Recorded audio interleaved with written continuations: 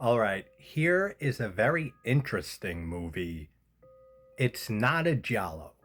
It's nowhere close to a Giallo, but it has a very interesting, unique premise, and that is Aldo Lado's film from 1971, Short Night of Glass Dolls, also known as The Short Night of the Glass Dolls, also known as the Italian title La corta notte delle bambole di vetro. It's also known as Malestrana in some regions, so I've never gotten into Aldo Lado's movies.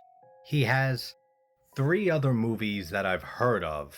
One is a pretty famous Giallo called Who Saw Her Die. Haven't checked it out, it's on the list. Then he has a movie called The Humanoid, which I've heard of. I don't think it's essential to throw on. If you've heard of it, let me know. And he also did the movie Night Train Murders from the mid 70s, which is kind of like a Last House on the Left. I don't want to say ripoff, but similar to that. So this movie was his directorial debut.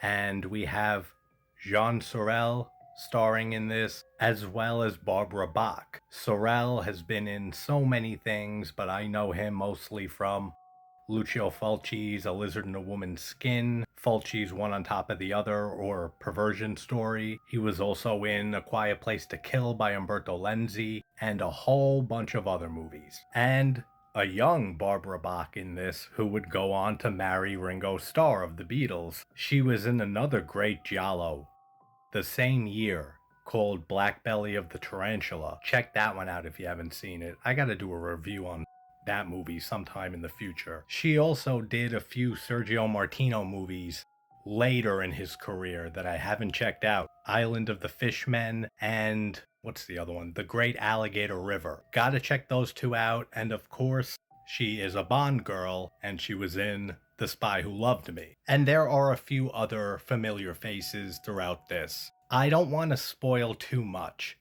which is why I've been talking about, the background on it a bit. But the premise is so good to this movie. You have Sorel playing the character of Gregory. He's an American journalist. He's living in Prague. There is a little bit of political and social commentary in this, but it's not in your face. It's not, a big part of the movie or anything like that, but it is there. The movie came out a few years after the suppression of the Prague Spring, and a lot of the events in the movie is kind of a metaphor for what it's like living under authoritarian regime or control and not really having any control of your own lives, and the powerful and the wealthy elite control everything. There are shades of that thrown throughout the movie, but again, it isn't, a focal point. But Gregory is found dead in a park, and they bring him to the morgue, and everyone thinks he's dead. But we hear him, thinking he's alive. And the movie ends up telling the story by going back and us seeing the last few days of Gregory's life and him remembering how he got to where he is now, dead in a morgue. We find out his girlfriend Mira, played by Barbara Bach, went missing, and then he kind of took it on himself to start investigating on his own because the police don't help. He gets no help from any type of institutions, doctors.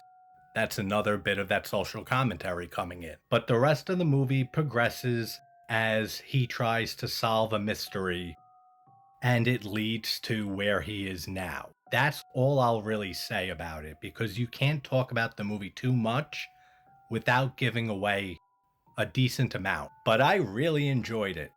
I think that it's very moody, very atmospheric, and you have to really get sucked in by the premise and the plot, because it is a very stylish movie, one, and two, the score by Ennio Morricone is phenomenal in this, and it's very different than his other film scores, where he usually has this, lush, melodic, orchestral sounds used in a lot of his compositions. This is very subtle, very minimal, and it fits the movie perfectly. But the pacing is a little iffy here and there. There are a few scenes that could have been trimmed and that do drag on a little bit without giving a major plot thing away. People who do know these movies I'm about to mention, you might get a good idea. But I noticed a lot of similarities to Sergio Martino's All the Colors of the Dark, The Perfume of the Lady in Black. I don't want to name another one because it's too famous that everyone will understand. But movies like that. So, if you've seen Short Night of Glass Dolls, which originally it was supposed to be titled Short Night of the Butterfly, which, if you see the movie, makes so much more sense. But apparently, there was another movie, and I'm pretty sure it's a Giallo, and I can't think of the name. The Bloodstained Butterfly, maybe?